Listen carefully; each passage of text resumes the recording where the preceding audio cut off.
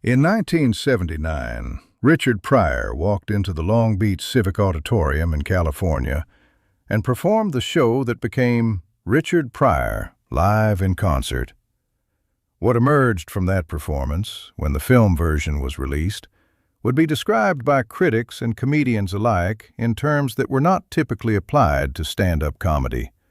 Singular, unrepeatable, the work of an artist at the fullest possible command of his form. George Carlin was in the audience that night.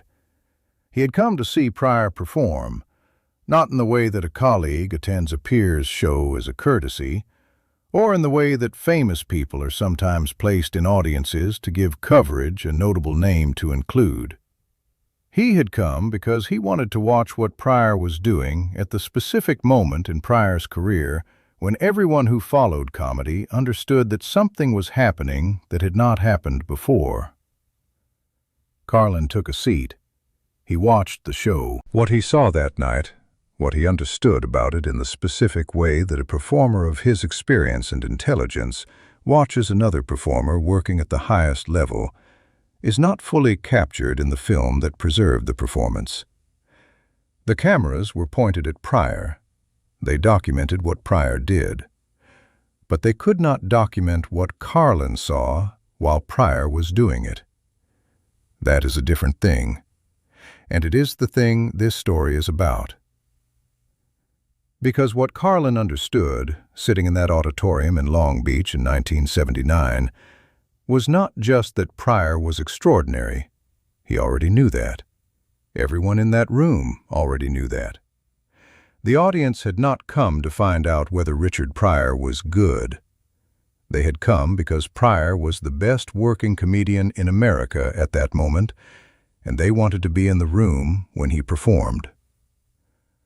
What Carlin saw was something more specific, something that only a performer with a particular kind of relationship to the work would have been positioned to see. Something that the cameras, pointed at Pryor's face and body and voice, were not angled to document. And what Carlin said afterward, in the specific, brief way that he had of speaking about things that mattered deeply, was the thing that revealed what he had understood. Nobody had expected what he said, not even the people who knew him well. What Pryor was doing in the second section of the Long Beach performance was something that most comedians cannot do, and that fewer still can do in front of a live audience with no safety net.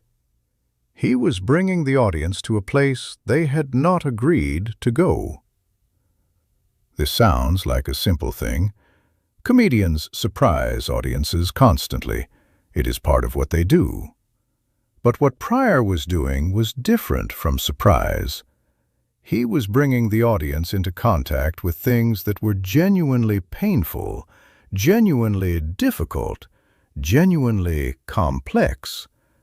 And he was doing it without losing them, without the audience retreating into the polite distance that normally separates an audience from material that asks too much. The material was, in parts, about his own father, about his childhood, about the specific texture of his life in circumstances that the majority of his audience had not lived. It was personal in the way that the word is almost never accurately used. Not personal as a synonym for emotional or confessional, but personal in the truest sense, specific to this man's actual experience, detailed in the way that only first-hand knowledge can be detailed, told with the full weight of having lived through it. And the audience was with him, completely. 2,000 people who had not lived his life, who had not grown up in the circumstances he was describing, who had no first-hand access to the material he was using. They were with him as if they had been there. This is what Carlin switched to watching, not Pryor, the audience. Because the question he was asking, sitting in that room, was not, how is Pryor doing this? He could see how Pryor was doing this. The technique was available to anyone who was paying the right kind of attention. The question he was asking was, why is it working? What makes an audience follow a performer into material that should, by any rational calculation, be too difficult? What is the specific quality of trust that allows 2,000 people to be in the presence of genuine pain and genuine difficulty and not flinch, not distance themselves, not retreat into the comfortable position of the audience that is being entertained from a safe remove? Carlin watched the audience for several minutes of Pryor's most difficult material, and what he saw was this. The audience was not following Pryor despite the difficulty of the material. They were following him because of it. Because Pryor had established, through the entire preceding portion of the show, a quality of complete honesty that the audience had come to trust in the most literal sense. They trusted that he was telling them the truth, and that trust made them willing to go wherever the truth led. This was the thing the cameras couldn't capture. The cameras showed Pryor. They showed the audience laughing, reacting, responding. They did not show the specific quality of the silence between the moments of laughter, the silence that was not the absence of response, but the fullness of it. The silence of 2,000 people holding something they had been given by a man who had trusted them enough to give it. Afterward, Carlin said one thing about what he had watched. It was not what anyone expected him to say. The relationship between George Carlin and Richard Pryor was one of the more unusual relationships in American comedy of the 1970s. Not because it was complicated in any negative sense, but because it existed between two performers who were building completely different things from what was, at the deepest level, the same fundamental commitment. Both of them had made the same underlying decision about what comedy was for. Both had concluded, in the period that extended through the late 1960s and into the 1970s, that the purpose of comedy was not to make the audience comfortable, but to tell them the truth. Both had constructed their careers around material that moved toward the honest thing rather than toward the safe thing. Both had found, in doing this, that there was an audience for it that was larger than the conventional comedy industry had assumed. But they were doing this from completely different starting points, using completely different methods, arriving at completely different kinds of material. Carlin's work was built from language and observation, the structure of sentences, the logic of arguments, the way that common phrases contained hidden assumptions about how the world worked. His comedy was intellectual in the most literal sense. It was produced by thinking, by taking a thought seriously and following it wherever it went. Pryor's work was built from experience, from the specific reality of his own life, his own body, his own encounters with the world as it had actually been for him. His comedy was autobiographical in the most total sense. It was produced by surviving, by transforming what he had actually been through into a form that the audience could receive. These were not competing approaches. They were different expressions of the same underlying seriousness. And both men understood this. When they spoke, which they did occasionally, with the directness of performers who recognized each other's work as real, they were not comparing notes or measuring themselves against each other. They were two people who had arrived at the same conclusion from different directions and found in that convergence the particular respect that tends to characterize genuine recognition. Carlin respected what Pryor was doing. He respected it in the way that requires understanding rather than simply appreciation. Not the applause of someone enjoying a performance, but the specific acknowledgement of someone who recognizes the difficulty of the thing being done and knows what it costs to do it.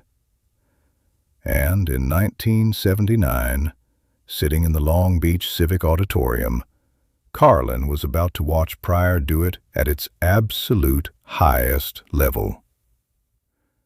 What he was looking for, what any performer looks for when they watch another performer who has arrived at something significant, was the specific moment when the thing that makes the work possible becomes visible. When the technique and the experience and the commitment align in a way that makes the performance briefly transparent, briefly shows you not just what it is, but how it works.